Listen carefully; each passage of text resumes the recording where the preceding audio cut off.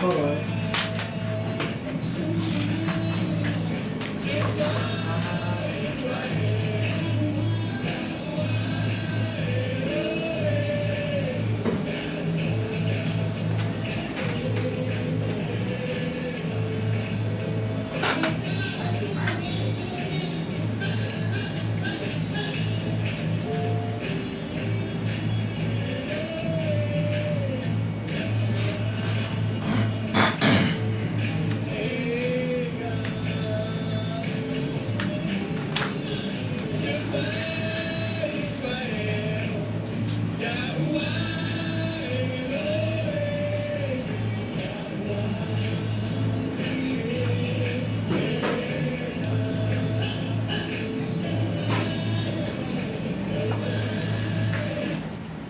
Shalom, shalom, Yisrael, Yehonathan.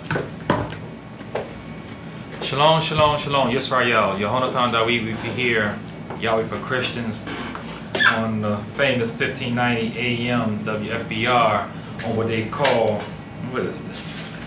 They call the 14th of November, 2021. Shalom Elohim, peace be on you. So we are rolling right along, Yisrael, to it's unbelievable. I seem like I just started these Torah portions. This is number 52. We only have two left. This is WAYEILECH. Then he went out. And last week on Nitzavim, one standing, we talked about obedience and disobedience having natural outcomes, because many people, even our experienced ones among us, get it twisted in thinking that Yahweh is indeed like a mighty one who keeps score. You know, he's keeping track of everything we do, like Santa Claus keeping a list of who's naughty, who's nice. But the fact is, yes, he is aware of everything even before we do it. But what we are not understanding is that the barakah and the tokakah, the blessings and the curses, are not something that happens when Yahweh says, okay, you did this, now I'm going to do that. That's not what's going on. What happens is that these things are natural outcomes of actions. It's no different if you have two children. One is obedient to the rules and laws of the house, and the other one is not. Well, naturally, things occur with the child that's coming in late every night than the one that comes home on time. The one that breaks the laws in the house and brings people in the house and does things he shouldn't do, then there's a natural response. If someone was to smoke cigarettes for 40 years, it's natural that they would get cancer, lung cancer. If someone was to overeat, it's natural to gain weight. If someone was to work out, it's natural to get stronger. These are natural things. So when we find ourselves in disobedience with Yahweh, we are out of line with the creation. We are not resonating with what Yahweh is speaking. So naturally, these 98 tokakah come upon us. It's a natural thing. So the same thing with being obedient, there are natural barakah that comes upon us. Natural blessings that happen to us. We know you cannot be identified by the things you have. We talked about that. And because the wicked have things too. So obviously, having physical largesse does not say that you are anointed from Yahweh. A lot of people get that twisted. You get a new car. Oh yeah, Yahweh blessed me with it. What about your hedonistic neighbor across the street who just got a new one better than yours? Did he bless them too? So it's not about stuff. And throughout all these Torah portions, Moshe says over and over again to be careful to understand and discern. Yes, there are physical blessings, but they are represented by something that's not seen. And in all these laws and curses, there's really only one law. There's only one curse, one blessing, one seed. In all the discourse that we have, and all the narrative that we have about what we call the Bible or the Torah, they are just merely details of one law. There's only one good seed and one bad seed. There's only one blessing and one curse. Everything that we discourse on, everything of the narrative are details of it. No different than I have a left pinky finger, I have a right big toe, I have a left eyeball, a right ear, I have elbows. These are all details of my body, but they still all speak to my one body. If you give the details of it, you can say how much blood is in the body, whatever. There's different ways of getting more detail into the human body. And then one can get distracted from the person itself. The more detail you get into describing someone, the more distracted you get from understanding the soul of the person. And that's what happens here, because we have the error of Rav who get into the details of the Torah, thinking that that's going to get them to the kingdom. Yahweh says in them, you think you have eternal life, but they all speak of me. So come to me, understand me. Stop getting lost into the details. We also talked about last week in this Vavim how that we are our brother's keeper. We are about to enter into the promised land. We're about to go into the promised land, and we need to be together in keeping the covenant that we said we would keep when we were outside of the promised land. And we need to all help one another out. We are our brothers, unlike what Cain said about his brother. Then we talked about Moshe over and over again reminded us against idolatry. And another thing that we get twisted is that we think idolatry is making an idol and bowing down to it. Idolatry is putting anything before Yahweh, anything over Yahweh, anything in Yahweh's place, anything in Yahweh's stead. It could be your own partner. It could be whatever that you put before Yahweh. It doesn't have to be something you make or something that's made that you buy and you bow down to it. Moshe says, discern Tob Ra, Tob and evil. See, here's the thing. We often says, oh, it's just a TV program, or it's just a dress, or it's just words. No, we have to have discernment. Yahweh says the secret things belong to him and to those who receive him. So we're all reading the same book, but we're not getting the same understanding of it, because some are Yahweh's sheep and they hear and they discern, and some are not. When you use this word just is a mathematical term. It means what's on this side is just and equal what's on the other side. So I have 3 apples on the left of just, I have 3 apples on the right. Just means equal and the same. So something that's just a TV show, you're saying it's an equal, fair TV show. But it could be a comedy berating, using Lashon Hara, talking about us as black people, putting us down. Talking about gays and homosexuals and putting them down. Talking about whatever. You know how comedians do. They put everybody down. So you're saying it's just a TV show. Well, just means it's a fair and equal. It's a mathematical word. Or it's just a dress. But it's clinging and showing everything. So we got to realize that we don't just use any words, say anything, eat anything, do anything. It's about having discernment. Moshe says, when other nations see how we relate with our Creator, of our Mighty One, and he emphasized your Mighty One over and over again. You're making it personal. Not as a nation, he emphasized it to us individually, because being a prophet, the greatest of all time, he knew that we will be dispersed. So even today, right here now, Yahweh is my Mighty One, even here in the land of Babylon. But we know that he says that we are to discern his secrets, and that we are to, that others who see how we live, they are going to connect our life, our set apartness, to the Creator who created them also. Our set apartness following that is a testimony to the one who created not just the Hebrew, but all peoples, all men. Not mankind. Y'all didn't create mankind.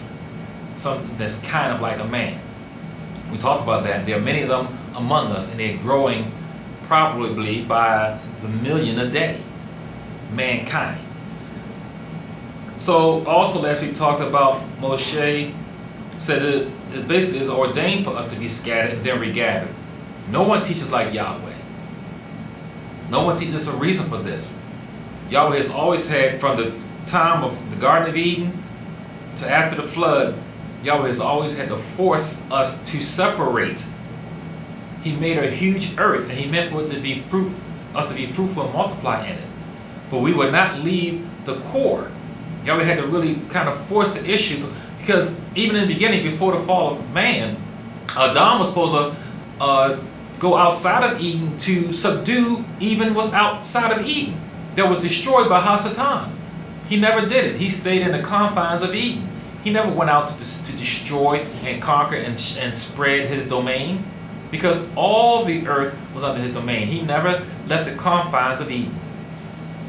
Yisrael would never, ever, and all the nations at the Tower of Babylon, they all stayed in one area. Yahweh had to confuse the languages to get them to spread out.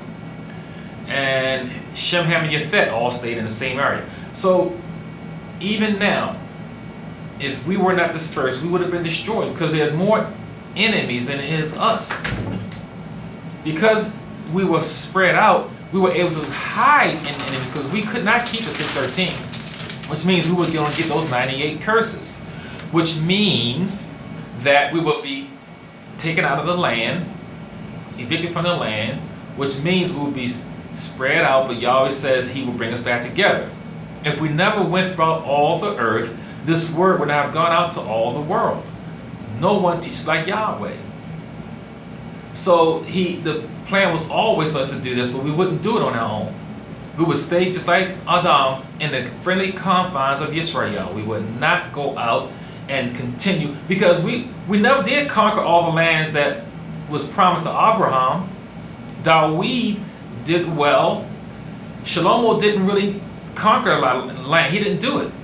He sought peace with the nations around him by marrying the women. So he'll have peace with the nations by marrying their princesses. So he didn't. So we never really conquered all the territory we were supposed to conquer. We never would have done it. He did send some of the Israelites over here to America and to what we call the North America and South America. So we did populate this area over here. We're going to talk a little bit about that later today. Going over these toports, we see that the 613 is really like the theory of what reality is. Yahweh Shua is the reality. The 613 is theoretically how to be a perfect man. But we know we cannot be a perfect man. Yahweh Shua is the only one that is the perfect man. And we talked about this many times before. It's because, for one thing, we are carrying Yahweh's blood. We were not created with blood. So how are you going to be perfect when you are housing His blood that you're not supposed to have in your body? The law is in our mouth. Moshe says it's not too hard for us to do. It is right near to us, right here. So even though we're out of the land, we have the power of Yahweh in our mouth. Not the power of Hashem, like your big brothers might call Hashem. There's no power in Hashem. The name could be anybody. It's Yahweh. His son is Yahweh Shua. And then in chapter 20 of Deuteronomy, in verse 20, chapter 30, verse 20, Moshe says, cling to Yahweh. And again, that's a prophetic statement, because clinging to Yahweh means you're clinging to eternity. Yahweh always has existed and always will exist. So if you cling to Him, you are clinging to eternity. How about this Torah portion? We're going to learn that the law is to be read every 7 years. We know that 7 years, Jubilee year, and then the 7 times 7 is 49, and the 5th year is a grand Jubilee. This is important because this marks time. It gives us something to look forward to for the coming of the Mashiach and the millennial kingdom, which is going to occur at the Jubilee time. Jubilee is important. This is why we really should be trying to track down and get back to understanding time, because it really lets us know, gives us a more accurate pinpoint precision of when HaMashiach is going to return. Right now, based on my calculations, next year will be a Jubilee year. Now, whether it is the 50th year or the 7th, one of the 7 cycles of the 50th year, I don't have quite pinned down. But be it as it may, time is short, Yisrael. time is short.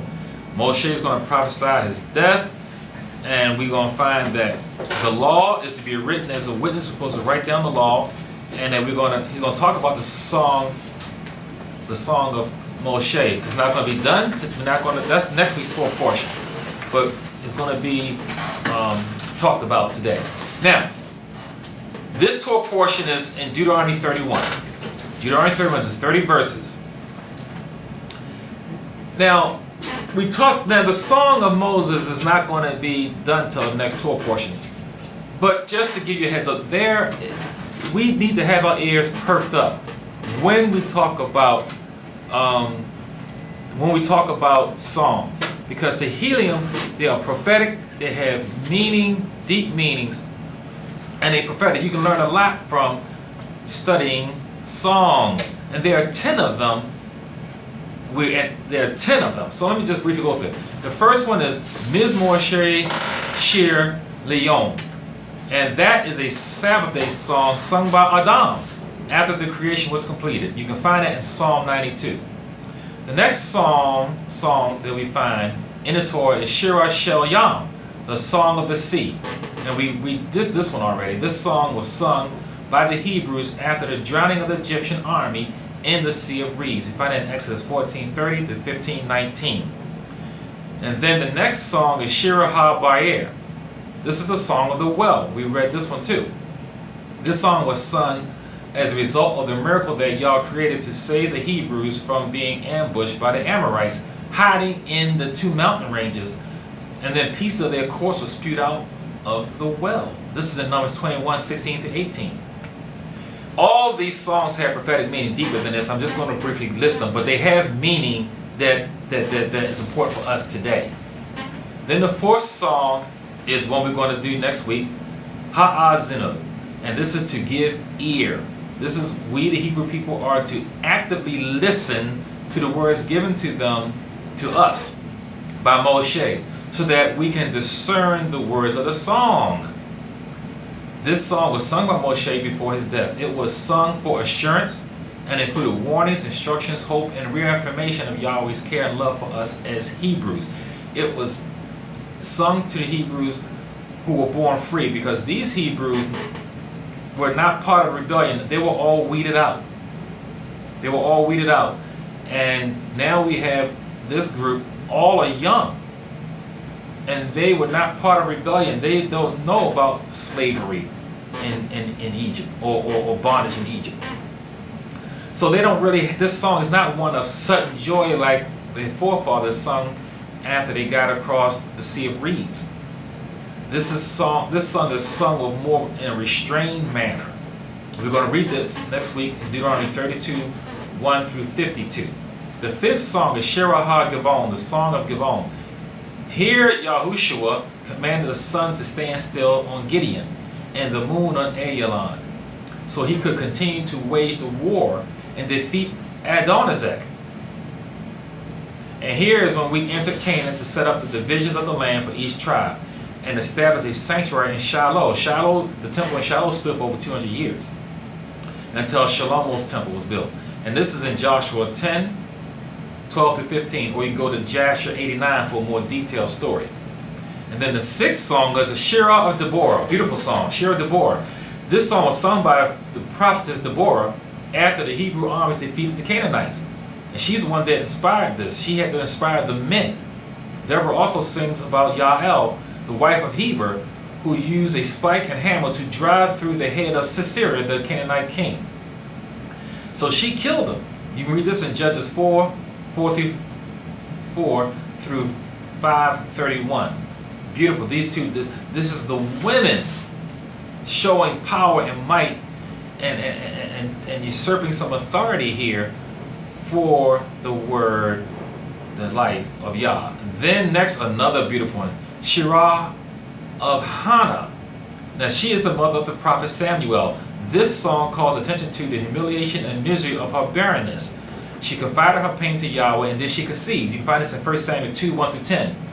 Shemuel, one of the most important characters in all the book. This is the one who anointed Dawid. He's the one that anointed Dawid, who is going to be Hamashiach. Yahweh is going to be in him as the Hamashiach for the millennial reign. Then the ninth song is Shira of Dawid. Here Dawid recounts his desperate state of survival. He sings praises to Yahweh for deliverance. This is in 2 Samuel 22. Also in Psalm 18. We can definitely learn a lot from reading this song and realize that whatever we're going through, is nothing compared to this man. This nothing. It's just nothing.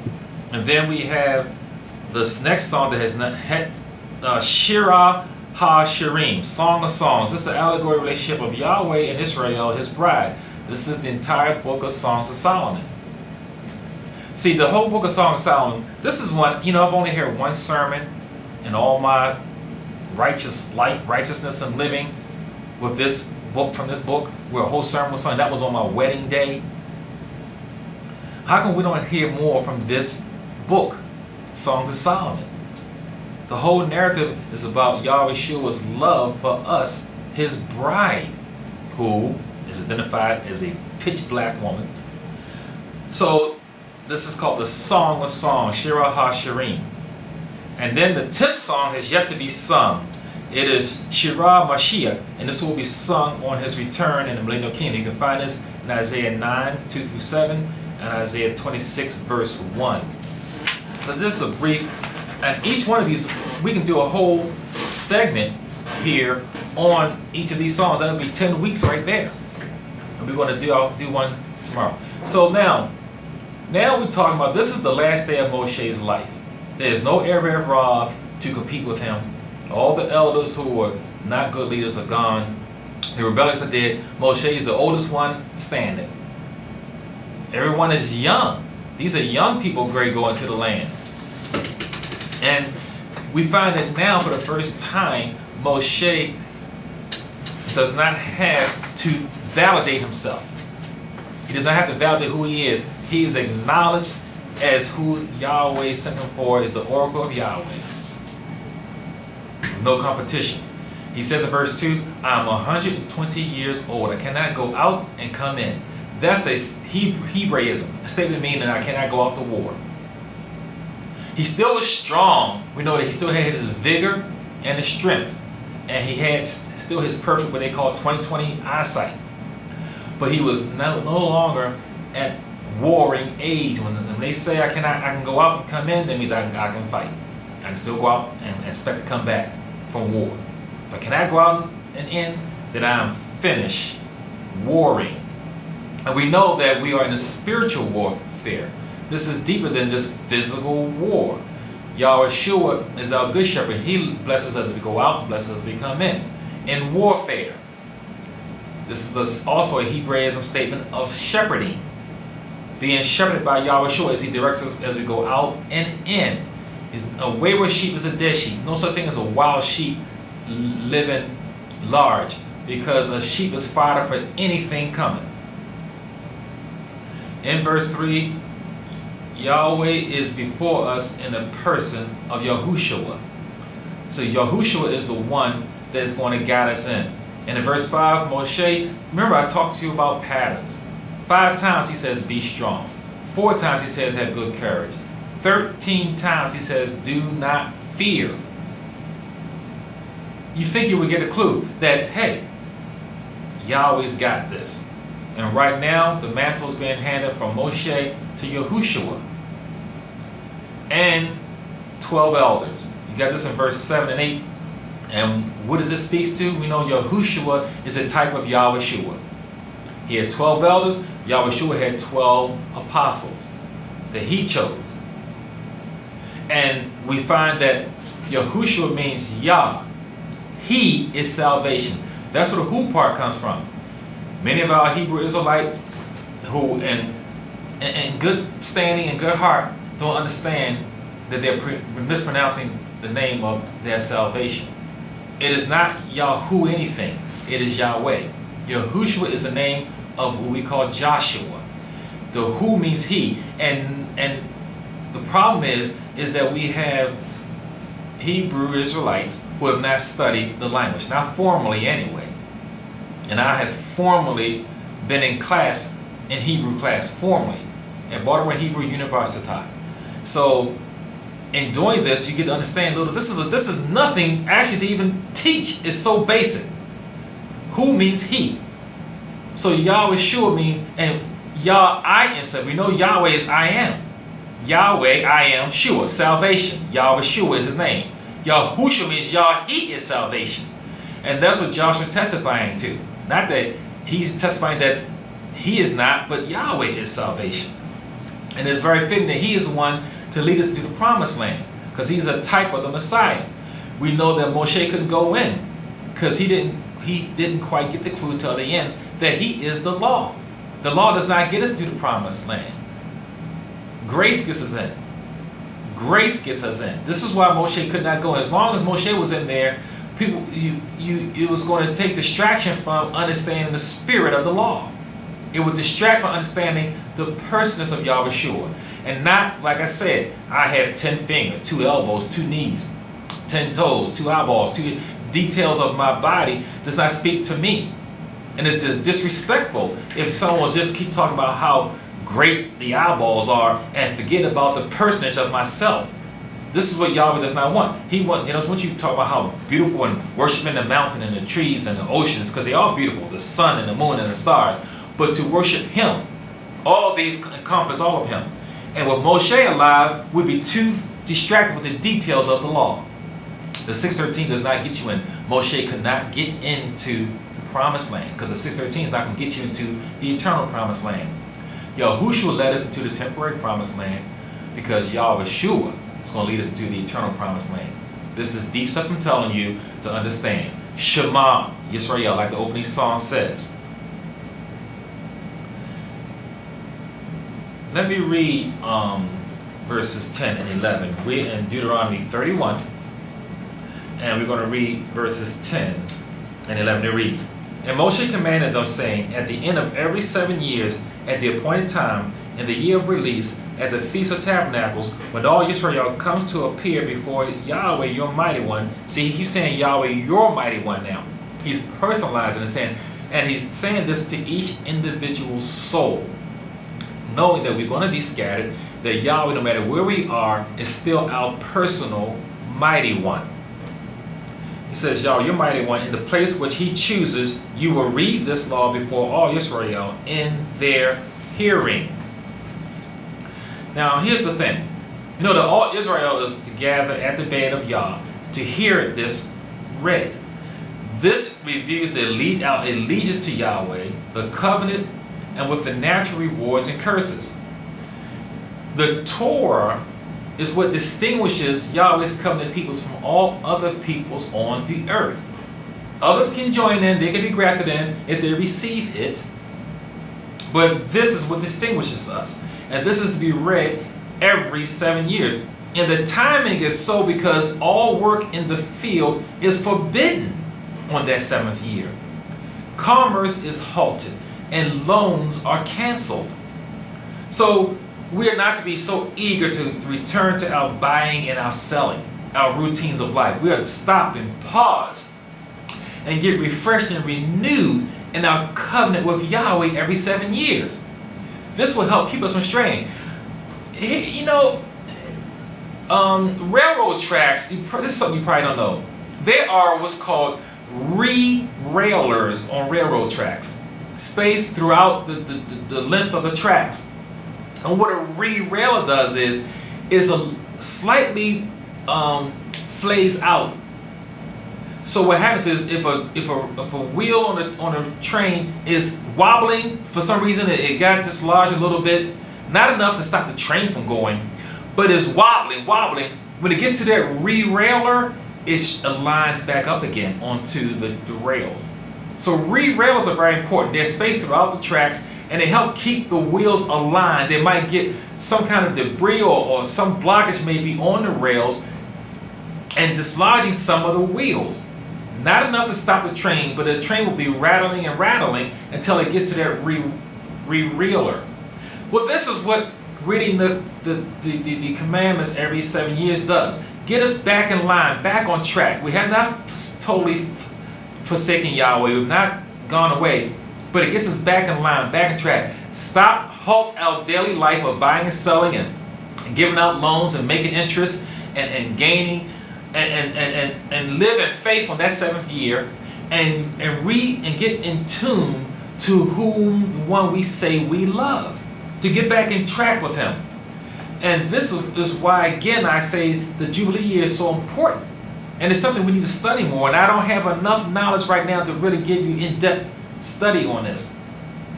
Because that is going to be the year of our release.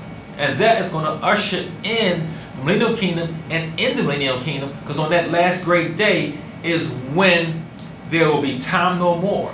When sin will be eradicated forever and earth and heaven will be one. So what we're learning now today speaks to our eternal future. I'm not giving you archaic knowledge that doesn't fit you today. It fits us this day.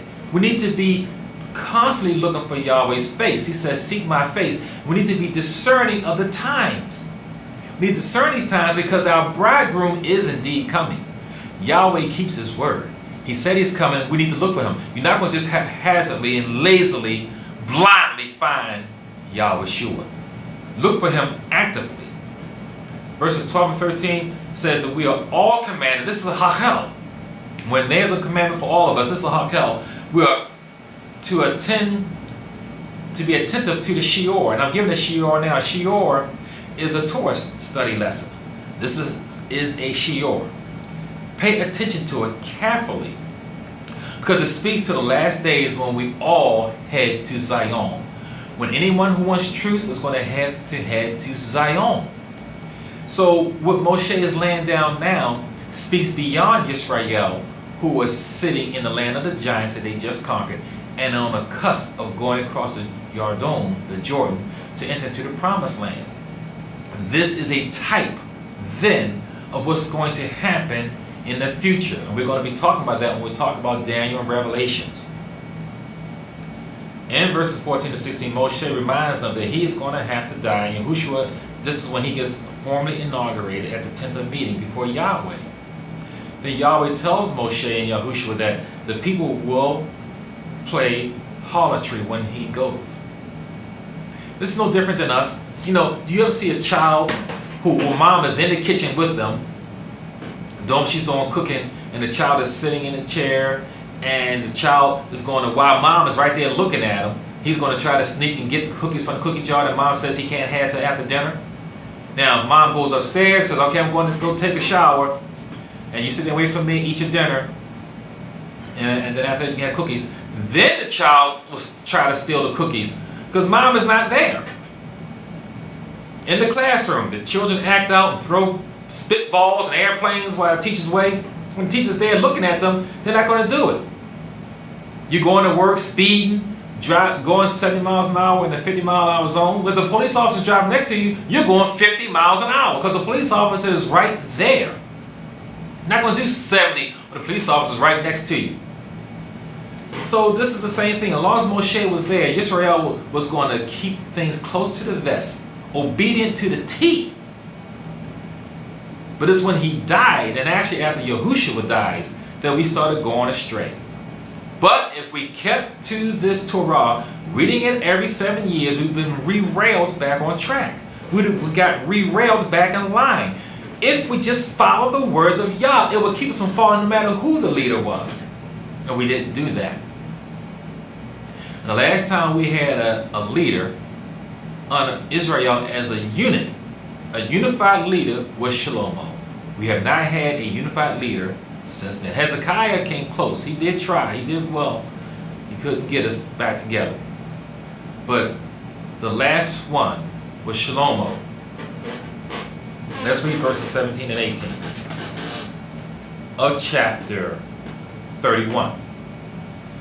Then my anger will be aroused against them in that day, and I will forsake them, and I will hide my face from them, and they will be devoured, and many evils and troubles will fall on them, so that they will say in that day, have not these evils come upon us because of our mighty one is not among us? And I will surely hide my face in that day, and all the evil which they have done, and that they have turned to. other mighty ones. Instead of their mighty one, they turned to other mighty ones. Now I want to talk about this. He always says, I'm going to hide my face. Because this is the first 5 seals. This is the time of the first 5 seals, which we are still in to this day. Because you remember, I said many times, we're now waiting for the 6th seal earthquake before this thing finally kicks off in the post-COVID era. Because the first 5 seals occurred during this time of the 98 Tokaka. They've already happened. If you're studying Daniel Revelations and you're looking for 5 seals and 5 trumpets, 7 seals and 7 trumpets and then 7 bowls, you are miseducated and you're not studying aright. Because our time as I speak now starts from the 6th seal.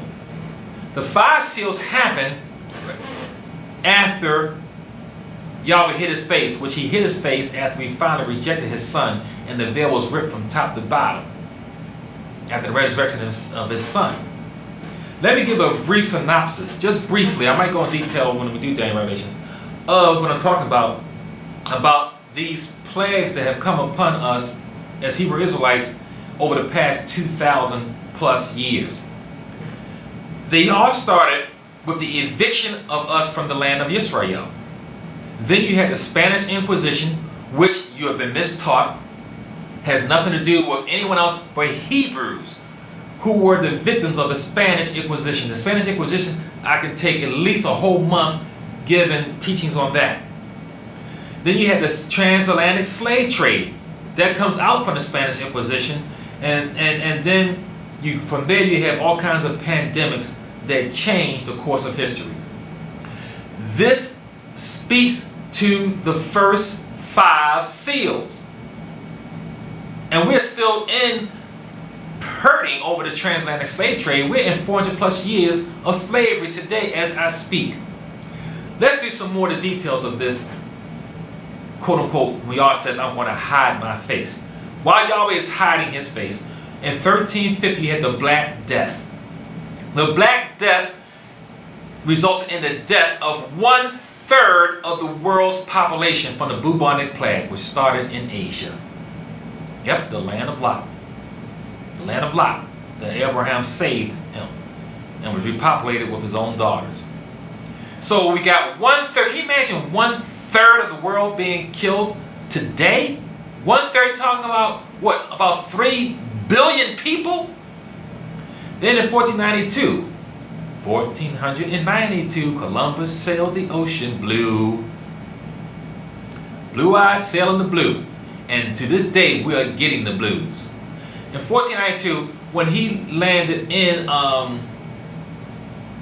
what they called, and they renamed it, of course, Hispaniola, that island, there, bringing in smallpox and measles and then bubonic plague, ravaged the Western world, killing 90% of the indigenous souls. Remember, Shlomo already sent us over to what we call the Western world. Canada, America, Mexico, all the way down, the whole North America and South America, all of it. 90% killed by something unseen coming out of the mouths of the peoples from Europe.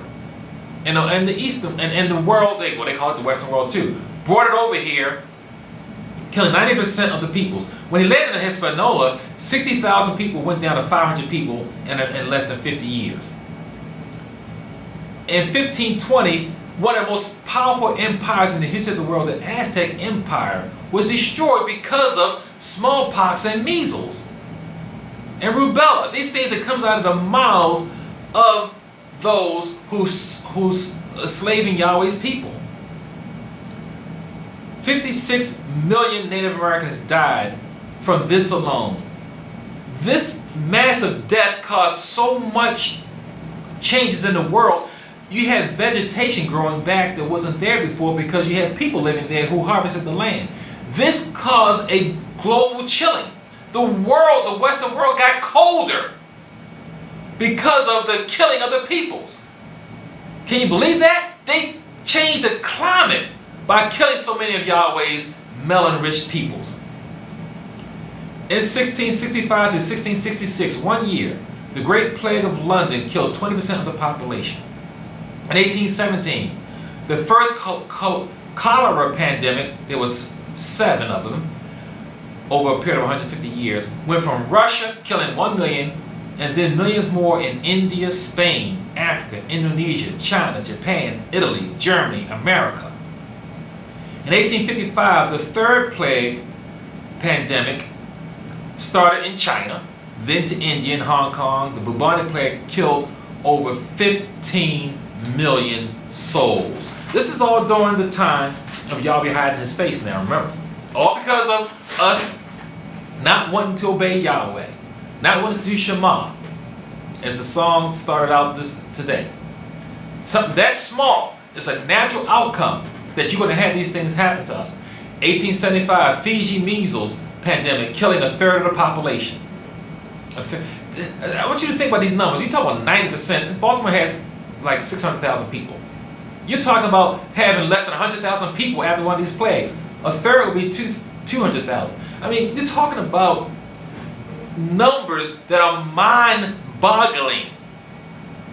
Mind-boggling. In 1889, you get the Russia flu, started in Siberia, went all the way through all of Europe, and all the way into America. 360,000 died. 1918, the Spanish flu, 50 million deaths. 1918, the Spanish flu, 50 million. What is there? How many million is there in Maryland? 5 million, maybe? Maybe 6 million? 5 million, maybe? So you're talking about Maryland, every last soul in Maryland dying 5 times. 5 times over. No, 10 times, I'm sorry, 10 times over. There's 5 million souls in Maryland. I'm not quite sure, it could be 6 million, but there's 5 million. Every last soul in Maryland dying 10 times over from the Spanish flu. 1957, Asian flu started in Hong Kong, about 1.5 million deaths. 1981, they created the AIDS virus, which started in Africa. Well, it could have started in America, but they say now they think they started in Africa. The first one, if it did start in Africa, the first one to do so, because all the other ones started in melon-poor-rich nations. 35 million dead to date. Well, as of last year. So it was more than 35 million now. Then they created SARS in 2003, which started in China. You see there's a common thread here. And then, of course, they invented the COVID in 2019, which went through 114 countries in 3 months. Because of technology, we had to get around quicker, but 114 countries in 3 months. Was the first case was in China, November 17, 2019. So now, as of the end of last year, 75 million people have been affected, with 1.6 million deaths, and 500,000 per day are infected worldwide. These are just a brief synopsis of the first 5 seals that comes out of this naturally comes out about our disobedience when Yahweh hid his face. Do you think we need to obey Yahweh? Do you think we need to Shema Yisrael? Do you think we need to realize that when Yahweh knows, he knows what happened. He knows that there is no life outside of him. He says those who hate him love death. The Portuguese and the Spanish, they hated Yahweh. And they hated his people. And they systematically sought to kill us off, and they couldn't. So then they went on and our brothers, the Edomites, and the Ishmaelites, and our cousins, the Hamites, sold us for nothing to them. And they shipped us on off. And they took their germs all around and spread across the whole world, and millions upon millions upon millions of us died, and everybody, and them too. This is all part of play. So I want to caution all those preachers out there and all those prognosticators who are creatures of the moment. Because this 1.5 million that's died from COVID, and even those numbers are jacked up, because you got people dying of hypertension, and they saying that's COVID. But these are real deaths. When we talk about 50 million people dying, that's real deaths from the real flu. Not rigged up numbers to get money. Those are real numbers. And if any of us would have lied back then, we would have thought that Yahweh was coming at that time. People get caught up in the moment. If you was here during the Civil War, you would have said, surely Yahweh is coming. Surely the day is upon us. World War I, the greatest war, a world war. There was never a world war until World War I. We would have thought that was the last day. World War II, and especially the dropping of the bombs on Hiroshima and Nagasaki, you would have thought that was the end of the world. We get caught up in the time, in the moment, where we're still here. And now we're going to talk about COVID and going to blow it up more than what it is and saying this is the end of the world. The end of the world comes when you draw your last breath. I told you that. Because what does it matter if he comes tomorrow or 100 years from now or 1,000 years from now? The next thing you will know is either salvation or condemnation. So today, as you breathe, praise Yah, Shahai Yah, worship Yah, adore Yah, love Yah. Speak Torah words out of your mouth. Do not curse. Speak blessings. Do not curse. Honor Yah and worship Yah. Shahai Yah. Love Yah. Ohab Yah. Because the next thing coming is going to be that earthquake on this side of the world. In the Western world. There's going to be one more that's going to happen over in Israel. We're going to talk about that. But this is going to open up the graves for the first resurrection. With only the remnant being left. Women, children, and the Levites. Widows. You learn that here. This is Yonatan Da Week with you here on the famous 1590 WFBR AM. Now, in verse 19, he says, write this Shira. And this is the final commandment of writing the book. This book of Deuteronomy is the 613th commandment that Yahweh gives. That's the final commandment that he gives us. And I'm about finished my writing of it, and us men are commanded to do so. You're commanded to do so. That's one of the commandments. And you should, because you're going to learn so much more when your hand writes all the law and the words of this book. You're going to learn so much. You're going to be more intimate with Yahweh Shua. You're going to understand that they all speak to him. You're going to understand what to do, what not to do. And you understand, I think it's going to circumcise your heart. Not your flesh, but your heart. And have discernment in the obedience of Yahweh Shua. Verse 20, Yahweh says that when we get settled and comfortable in the land, we're going to forget him. That's what we do. If we didn't have trials and tribulations, would you praise much? If you were living large and doing very well, and your ministry was flourishing and doing well, I mean, you're less likely to fast, less likely to get up in the middle of the night and pray. I mean, we get dull. We're not as sharp because all things have turned around in our favor. And it shouldn't be this way. We should love Yahweh with all our heart and all our might and all our soul, not forget him because now because our prayers have been answered, things have gone our way. In verse 21, Moshe says this song that we're going to read next week is going to serve as a witness against the evils that we have against Yahweh, and it is not to be forgotten. And he's right, because to this day, we're speaking about it now. Even though we're here in the land of Babylon, we are speaking about the song of Moshe. Let's read verse 23 of Deuteronomy 31.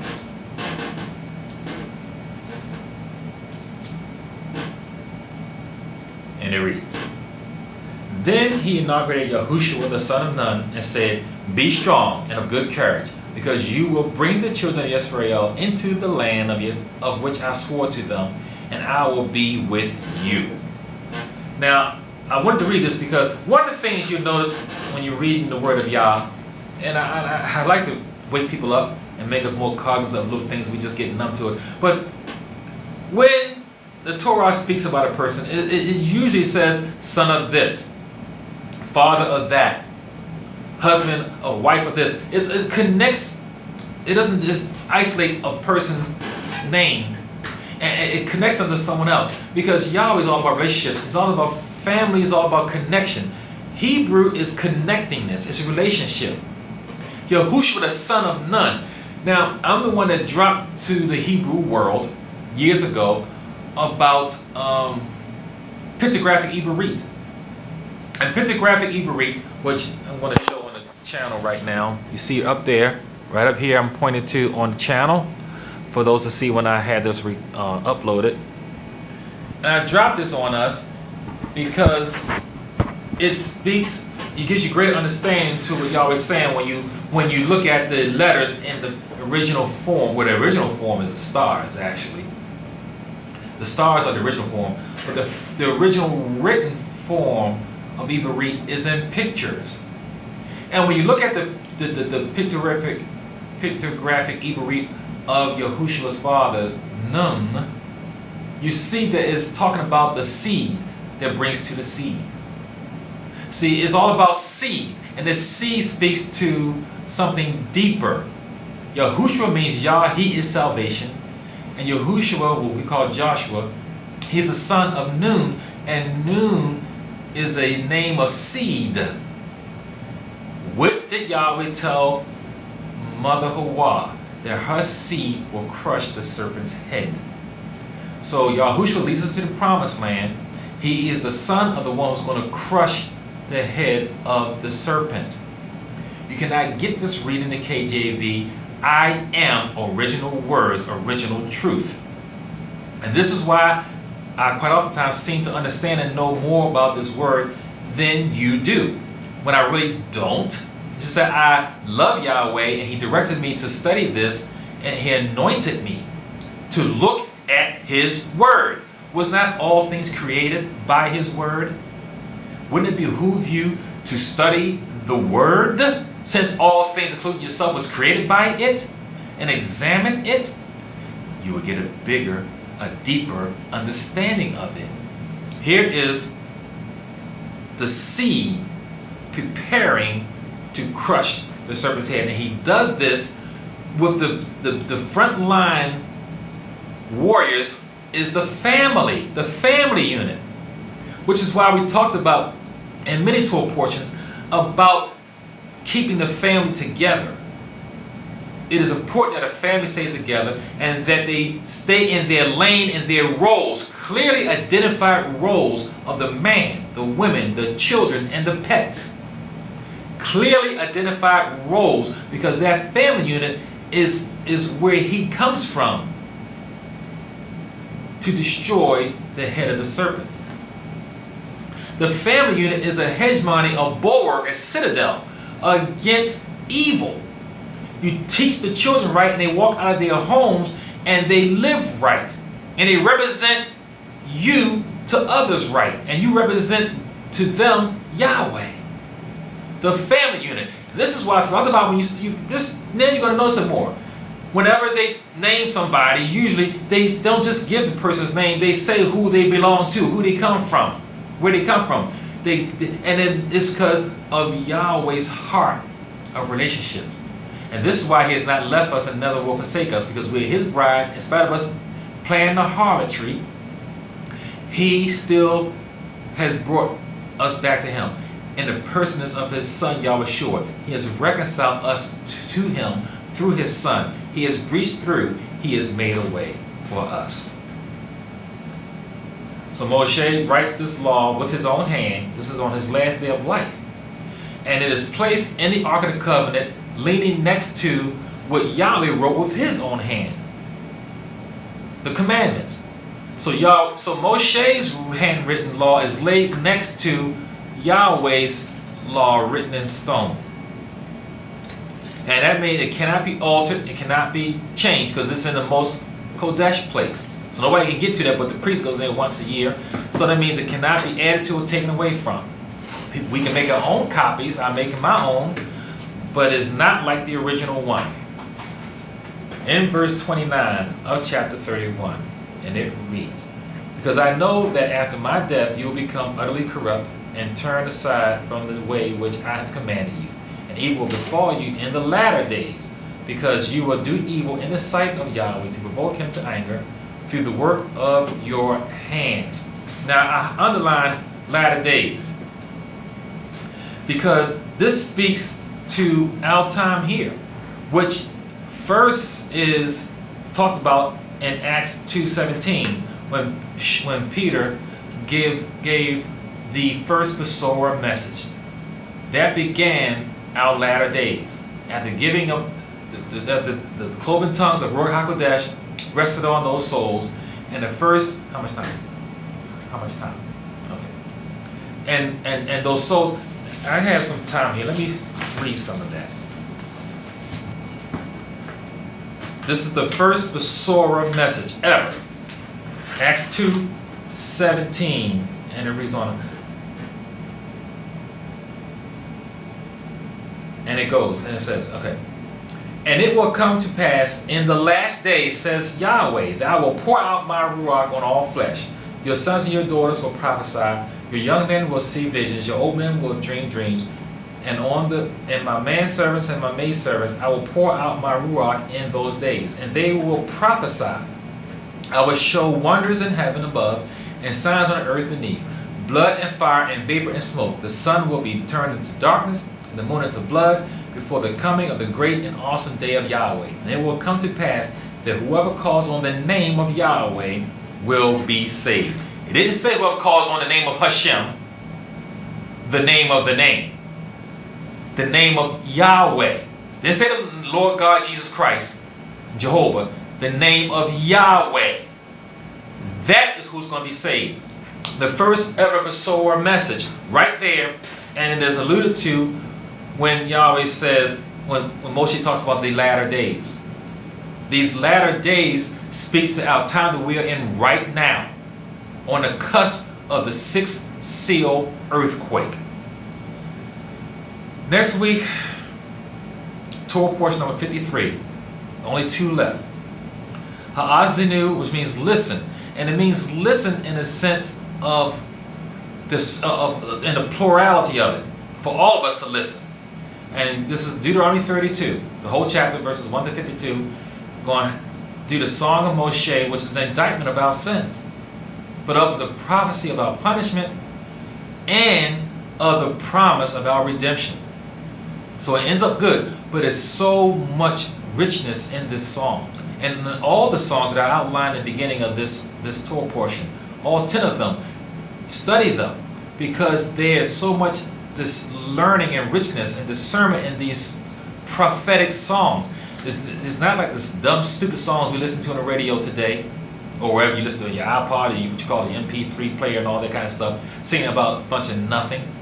These are songs about your history, about your fall, about your redemption, and about the eternality. So until then, we with you. Shalom Aleichem, peace be on you. Yahweh for Christians, gmail.com. Shalom, shalom.